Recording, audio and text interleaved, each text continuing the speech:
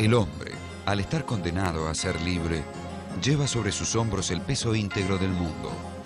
Es responsable del mundo y de sí mismo en tanto que manera de ser. Esa responsabilidad absoluta no es, por lo demás, aceptación. Es simple reivindicación lógica de las consecuencias de nuestra libertad. Jean-Paul Sartre, El ser y la nada. Cuarta parte, capítulo 1.3.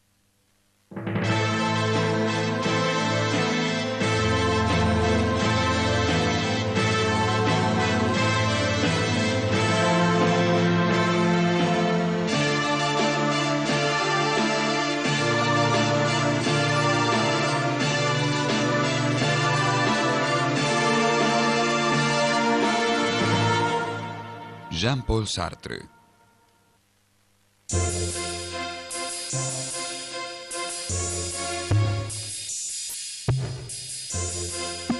Jean-Paul Sartre nació en París en 1905. Cuando tenía 2 años falleció su padre y quedó al cuidado de su madre y sus abuelos maternos. Jean-Paul pasó por varias escuelas, pero completó su enseñanza básica con maestros privados y luego ingresó en el Liceo o Escuela Normal de París. La familia materna y el abuelo son de apellido Schweitzer. Los Schweitzer es un apellido muy importante porque Albert Schweitzer, Premio Nobel de la Paz, era un pastor protestante, médico y músico que vivió bastante tiempo en África y que es mundialmente famoso por su pensamiento y por sus obras. Y esta es la familia materna, es decir, que él fue criado por los Schweitzer como hijo único. En su autobiografía novelada Las Palabras, él cuenta un poco cómo fue esta infancia mimada, hijo único, con su madre, con su abuelo, falta, digamos, de un hombre, aunque el abuelo hacía de autoridad. Escuela primaria, secundaria, era un nene lindo, con bucles. Esto llama la atención porque siempre fue famoso por su fealdad. Tiene una infancia en la que se le da mucha importancia como niño y según él mismo cuenta o rememora, la escritura y el escribir en su hogar era algo prestigioso y casi como una misión. Conoce a los grandes filósofos franceses, Descartes fundamentalmente, se interioriza muy rápidamente del pensamiento contemporáneo europeo y cuando tiene la oportunidad de ir a Berlín a estudiar fenomenología, conoce el pensamiento de un filósofo que en aquel momento ya estaba teniendo muchísima trascendencia, que es Martin Heidegger. Él hace esta especie de estadía, de stage, de pasantía en Alemania, y ahí estudia el tema de la conciencia y el tema de la intencionalidad, lo que se llama la fenomenología. Es una corriente filosófica. Y esta corriente filosófica es lo que a él le hace elaborar una serie de textos, algunos breves, otros como lo imaginario un poquito más amplios, en los que él pone allá en funcionamiento la bibliografía que leyó y todas estas cuestiones que tienen que ver con el tema de la conciencia. La fenomenología es una corriente filosófica muy en boga en esa época y todavía aún, ¿no? Que tiene mucha influencia en el medio. Precisamente la fenomenología, el existencialismo como doctrina, la fenomenología como método, el existencialismo como doctrina y posteriormente, sobre todo después de la Segunda Guerra Mundial, el marxismo, son las 3 fuentes fundamentales a partir de las cuales el pensamiento de Sartre se expresa con una amplitud muy grande y, como les dije recién, de mucha trascendencia.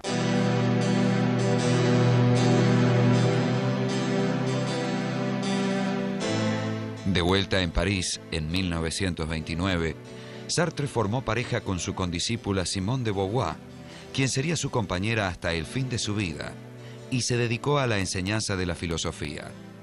Entre 1935 y 1936, escribió La trascendencia del ego y La imaginación. Estas obras inaugurarían el primer período de su obra. La obra de Sartre pasa por varios periodos.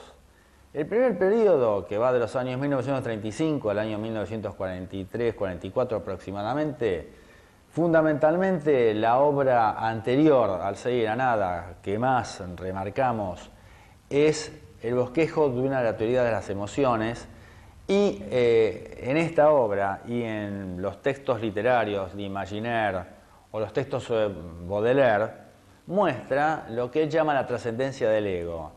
La trascendencia del ego es el yo puesto precisamente como pivote del mundo y la reflexión del mundo a partir del ego. El yo como centro fundamental de un mundo que siempre es un presente. Esto hay que tenerlo muy en cuenta. En 1939 dio a conocer un volumen de cuentos, El Muro, y un ensayo filosófico, siempre dentro de la corriente fenomenológica, El bosquejo de una teoría de las emociones. Muestra que las emociones son periféricas, esto es, que no surgen de lo que podríamos llamar la interioridad humanas y se van hacia afuera, sino que al contrario, las emociones son una suerte de resultado de la experiencia del mundo. Esta experiencia del mundo que él registra en esta obra, Bosquejo de una teoría de las emociones, es decisiva porque después en las obras posteriores de la década siguiente, El Ser y la Nada, e inclusive La Náusea, que es una novela que la precede, va a insistir muchísimo en la relación entre el mundo y el yo. Es interesante La Náusea. Es el mundo de una persona que, creo en mi interpretación, no puede tomar contacto con nosotros. Especialmente una especie de fóbico, ¿no? Que le cuesta tomar contacto con nosotros, que ve pasar las cosas, que las ve suceder, ¿no? Y que adoptan incluso dentro de esta lejanía, esta distancia que tiene respecto de la vida, las cosas adoptan formas, texturas raras, ¿no? Es decir, que no es que tenga alucinaciones, pero las cosas pierden su sentido convencional. Entonces, ¿qué pasa cuando uno se desprende de ese significado? ¿Qué sentido tienen las cosas? Y van perdiendo el sentido. Y en la medida en que van perdiendo el sentido, adquieren una consistencia extraña, rara. Es una novela para leer. La Náusea es la historia de un drama de conocimiento inabordable, es el drama de Roquentin, que encamina el conocimiento en el sentido del diccionario, al mismo tiempo en su vivir desolado ya encarna de un modo no sabido el conocimiento, y el conocimiento es una revelación que implica la náusea, es el precio del conocer, es el precio de entrar en contacto con las cosas. Una de las cosas que Roquentin, el protagonista, toma en cuenta es la inexistencia del pasado. Precisamente lo que revela esta novela es que el hombre es un puro presente, y a lo sumo, a lo que apunta es hacia un futuro. Pero el pasado, que generalmente nosotros creemos que es constitutivo, en el protagonista de esta novela y después en El Ser y la Nada, se va a presentar como algo deficiente, como algo inexistente y como algo que nosotros construimos a partir del presente. Al declararse la Segunda Guerra Mundial,